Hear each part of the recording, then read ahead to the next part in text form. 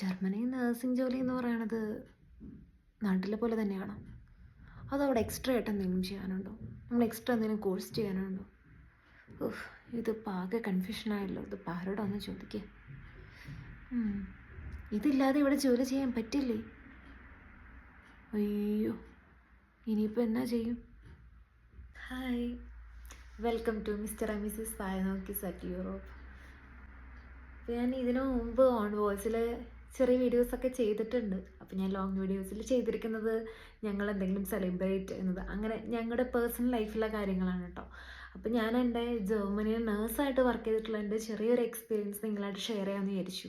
അപ്പോൾ ജർമ്മനിലോട്ട് ഇപ്പോൾ വരാൻ നിൽക്കുന്നവരും അതുപോലെ വരാൻ ആഗ്രഹിക്കുന്നവർക്കും ഇത് ഹെൽപ്ഫുൾ ആയിക്കോട്ടെ എന്ന് വിചാരിച്ചു.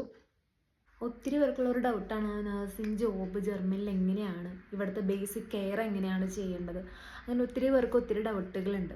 അപ്പോൾ അതൊക്കെ ബേസ് ചെയ്ത് എൻ്റെ ഒരു 4 വർഷത്തെ എക്സ്പീരിയൻസ് ആണ്. ഇവിടെ വന്നിട്ട് 4 വർഷമായി. അപ്പോൾ എൻ്റെ 4 വർഷത്തെ എക്സ്പീരിയൻസ് വെച്ചിട്ട് ഒരു വീഡിയോ ചെയ്യാമെന്ന് വിചാരിച്ചത്. ഇപ്പോൾ ഞാനൊരു എക്സാമ്പിളായിട്ട് ഞാനൊരു മോർണിംഗ് ഷിഫ്റ്റിന് പോവുകയാണെങ്കിൽ, മോർണിംഗ് ഷിഫ്റ്റ് ഞാൻ വരയ്ക്കുന്ന ഹോസ്പിറ്റലിലാണെങ്കിൽ 6 മണിക്കാണ് സ്റ്റാർട്ട് ചെയ്യുന്നത്. അപ്പോൾ നമ്മൾ 6 മണി തൊട്ട് 6:30 വരെ ഊബർഗാബി എന്ന് പറയും, അതായത് ഓവർ കൊടുക്കുന്ന ടൈമാണ്. അപ്പോൾ നമ്മൾ 6:30 കഴിഞ്ഞ് നമ്മുടെ വർക്ക് സ്റ്റാർട്ട് ചെയ്യണം.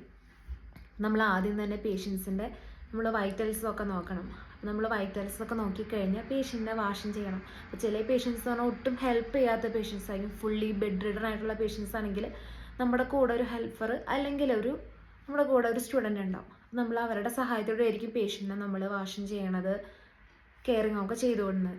അത് കഴിഞ്ഞ് കഴിഞ്ഞാൽ തന്നെ നമുക്ക്, ഇപ്പോൾ ഞാൻ വർക്ക് ചെയ്യുന്ന ഹോസ്പിറ്റലാണെങ്കിൽ നമുക്ക് 8:15 നമുക്ക് തെറാപ്പിക്കാരായിട്ടുള്ള ഒരു വിസിറ്റിംഗ് ഉണ്ട്. അതായത് ഏതൊക്കെ പേഷ്യൻസ് നമ്മൾ വാഷും ചെയ്ത് കഴിഞ്ഞു, ഏതൊക്കെ പേഷ്യൻസ് ഇനി വാഷും ചെയ്യാനുണ്ട്, അതൊക്കെ നമ്മൾ ആ വിസിറ്റിങ്ങിന് പോകുമ്പോൾ പറയണം.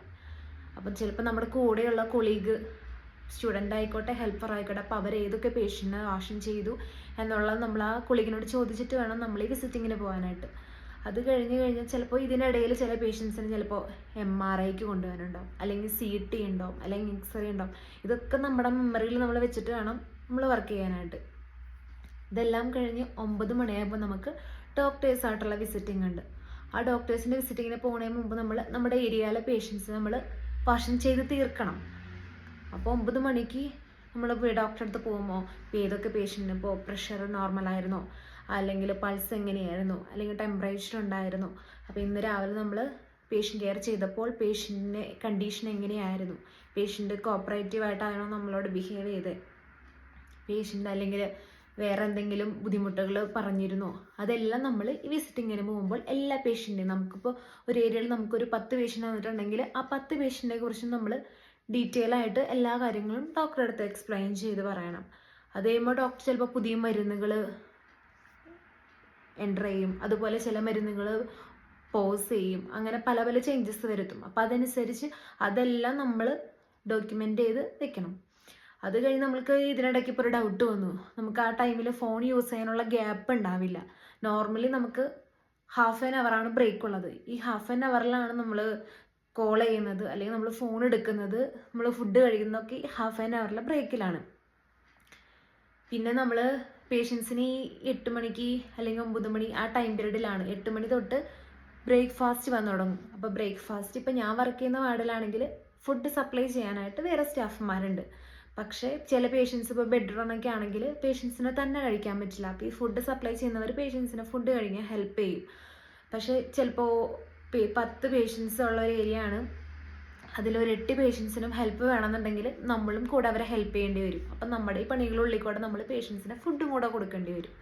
അപ്പം അതും കൂടെ നമുക്ക് ചെയ്യേണ്ട ഒരു വർക്കായിട്ട് വരും.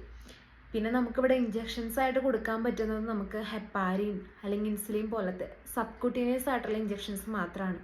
അല്ലാതെ നമുക്ക് ഇൻട്രാമസ്കുലർ മസിൽസിലോട്ട് ഡയറക്റ്റോ അല്ലെങ്കിൽ വെയിനിലോ ഡയറക്റ്റ് ആയിട്ടുള്ള ഇഞ്ചെക്ഷൻസ് കൊടുക്കാൻ ഇവിടെ നഴ്സസിന് അലൗഡ് അല്ല. അതെല്ലാം ചെയ്യുന്നത് ഡോക്ടേഴ്സാണ്. കാനുല ഇടാനായിട്ടും നമുക്കിവിടെ അലൗഡ് അല്ല. അപ്പോൾ നാട്ടിലൊക്കെ ആണെങ്കിൽ ഞാൻ വർക്ക് ചെയ്തിരുന്നത് മെഡിക്കൽ ആൻഡ് കാർഡിയോളജി ഡിപ്പാർട്ട്മെൻറ്റിലായിരുന്നു.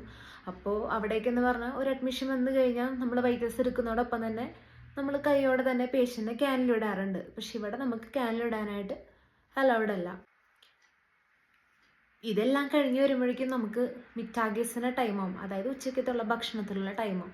അപ്പോഴേക്കും പേഷ്യൻസിനെ നമ്മൾ കെയറൊക്കെ ചെയ്ത് പേഷ്യൻസിനെ ഫുഡിനെ റെഡിയാക്കി ഇരുത്തണം. പേഷ്യൻസിനെ ഫുഡിനെ റെഡിയാക്കി ഇരുത്തി നമ്മൾ ബ്രേക്ക്ഫാസ്റ്റിന് ചെയ്ത പോലെ തന്നെ ഹെൽപ്പുള്ള പേഷ്യൻസിനെ നമുക്ക് ചിലപ്പോൾ ഹെൽപ്പ് ചെയ്യേണ്ടി വരും. ഇതെല്ലാം ചെയ്ത് കഴിയുമ്പോഴേക്കും ഈവനിങ് ഷിഫ്റ്റിനുള്ള സ്റ്റാഫ്മാരെത്തും. അപ്പോൾ 12 o'clock ആകുമ്പോഴേക്കും ഫുഡ് ഉച്ചക്കത്തെ പേഷ്യൻസ് കഴിച്ചു കഴിഞ്ഞിട്ടുണ്ടാവും. കാരണം ഒരു 11:30 ആകുമ്പോഴേക്കും ഉച്ചക്കത്തെ ഭക്ഷണം പേഷ്യൻസിന് സെർവ് ചെയ്ത് കൊടുക്കും. അപ്പോൾ നമ്മൾ 12 മണി 12:15 ആകുമ്പോഴേക്കും പേഷ്യൻസ് എല്ലാം ഫുഡൊക്കെ കഴിച്ച് കഴിയും. അത് കഴിഞ്ഞാൽ 12:42 ആകുമ്പോഴേക്കും നമുക്ക് ഉച്ചക്കത്തെ ഊബർഗാബ് ചെയ്ത് ഉച്ചക്കത്തെ ഓവറിൻ്റെ ടൈമാവും. അപ്പോഴേക്കും ഉച്ചക്കത്തെ സ്റ്റാഫ്മാർ വരുന്നു. അപ്പോൾ നമ്മൾ ഉച്ചക്കത്തെ സ്റ്റാഫ്മാർക്ക് നമ്മൾ ഓവർ കൊടുക്കുന്നു. പിന്നെ ഉച്ചക്കത്തെ സ്റ്റാഫ്മാരുടെ വർക്കും കൂടെ എനിക്ക് ഈ വീഡിയോയിൽ പറയണമെന്നുണ്ടായിരുന്നു, പക്ഷെ നമ്മുടെ വീഡിയോ ഇപ്പോൾ തന്നെ ഒത്തിരി ലോങ് ആയിട്ടുണ്ട്. അപ്പോൾ നിങ്ങൾക്ക് ഇനി എന്താണ് ഈവനിങ് ഷിഫ്റ്റിൽ നമ്മളിവിടെ ചെയ്യേണ്ടി വരുന്ന വർക്ക്, അല്ലെങ്കിൽ നൈറ്റ് ഷിഫ്റ്റിൽ ചെയ്യേണ്ടി വരുന്ന വർക്ക്, ഇതിനെക്കുറിച്ച് കൂടുതൽ അറിയണമെന്ന് ആഗ്രഹമുണ്ടെങ്കിൽ നിങ്ങൾ കമൻറ്റ് ബോക്സിൽ കമൻറ്റ് ചെയ്താൽ മതി. അപ്പോൾ ഞാൻ അതൊരു വീഡിയോ ആയിട്ട് ചെയ്യാം. അപ്പോൾ ഈ വീഡിയോ നിങ്ങൾക്ക് യൂസ്ഫുള്ളായെന്ന് വിചാരിക്കുന്നു. Thank you for watching. അപ്പോൾ അടുത്തൊരു വീഡിയോ ആയിട്ട് കാണുന്നവരെ ബൈ ബൈ. വീഡിയോ നിങ്ങൾക്ക് ഇഷ്ടപ്പെട്ടെങ്കിൽ സബ്സ്ക്രൈബ് ചെയ്യാനും ലൈക്ക് ചെയ്യാനും ഷെയർ ചെയ്യാനും സപ്പോർട്ട് ചെയ്യാനും മറക്കരുത് കേട്ടോ.